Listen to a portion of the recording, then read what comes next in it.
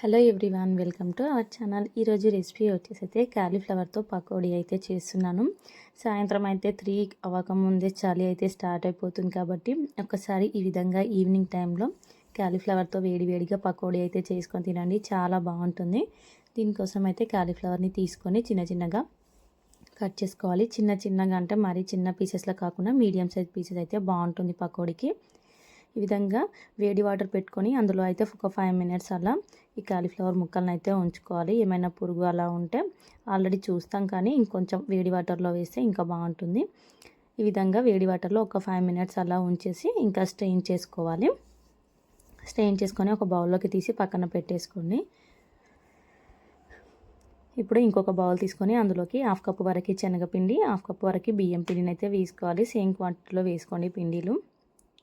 ఇప్పుడు ఇందులోకి 1 స్పూన్ వరకు కారం, 1/2 టీ స్పూన్ వరకు సాల్ట్, అలానే కొద్దిగా పసుపు, 1 స్పూన్ వరకు అల్లం వెల్లుల్లి పేస్ట్ని కూడా వేసుకోవాలి. ఇందులోకి 1 స్పూన్ వరకు ధనియాల పొడిని కూడా వేసుకోండి. ధనియాల పొడి వేయడం వల్ల టేస్ట్ అయితే బాగుంటుంది పకోడీకి. ఈ విధంగా ధనియాల పొడి కూడా వేసేసుకొని అంతా మంచిగా మిక్స్ చేసుకోవాలి. ఈ విధంగా పిండికి ఉప్పు కారం అంతా మంచిగా పట్టిన తర్వాత దీంట్లోకి కొద్దిగా వాటర్ని వేసుకుంటూ కలుపుకోవాలి. పిండి మరీ లూజ్గా కాకుండా మరీ గట్టిగా కాకుండా తడుపుకోవాలి. వీడియోలో చూపిస్తున్నట్టు విధంగా పిండిని కలిపి పెట్టుకోండి.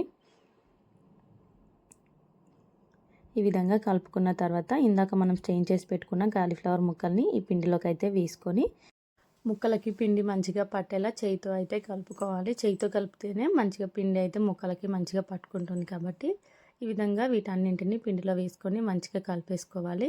ఇంకా స్టవ్ ఆన్ చేసుకొని ఆయిల్ అయితే పెట్టుకోవాలి. ఆయిల్ మంచిగా హీట్ అయిపోయిన తర్వాత ఇంకా కాలీఫ్లవర్ని అయితే ఆయిల్లో వేసుకొని మంట మీడియం ఫ్లేమ్లో ఉంచుకొని మంచిగా గోల్డెన్ బ్రౌన్ కలర్ వచ్చేంత వరకు ఫ్రై చేసుకోవాలి.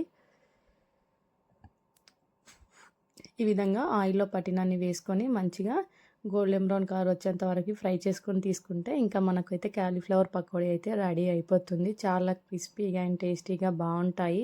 వేడివేడిగా సర్వ్ చేసుకుంటే ఇంకా బాగుంటుంది. ఈ విధంగా అన్నింటినీ ఇదే విధంగా వేసుకొని ఫ్రై చేసుకోవాలి.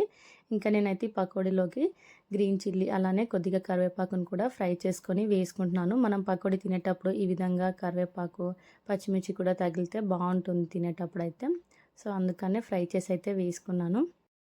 ఈ విధంగా టీ టైం స్నాక్గా అయినా లేదంటే పప్పు రసంలోకి సైడ్ డిష్గా అయినా చేయండి, చాలా బాగుంటుంది. తప్పకుండా మీరు కూడా ట్రై చేయండి కాలీఫ్లవర్ పకోడీ అయితే.